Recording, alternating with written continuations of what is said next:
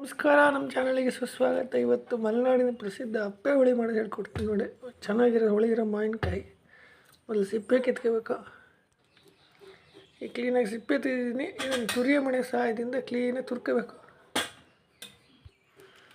ಕ್ಲೀನಾಗಿ ತುರಿದಿರೋದನ್ನು ಮಿಕ್ಸಿ ಜಾರಿಗೆ ಹಾಕಿ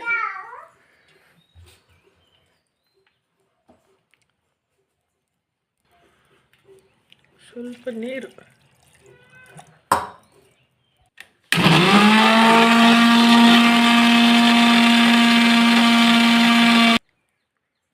ಕ್ಲೀನಾಗಿ ಮಾವಿನಕಾಯಿ ಬೇಯಿಸ್ಕೊಂಡಿದ್ದೀನಿ. ಇನ್ನೂ 4-5 ಲೋಟ ನೀರು ಹಿಡಿತದೆ. ಇದಕ್ಕೆ ಸ್ವಲ್ಪ ಗೋಕರ್ಣ ಉಪ್ಪು ಹಾಕಬೇಕು. ಚಿಕ್ಕ ತಕ್ಕಷ್ಟು ಉಪ್ಪು.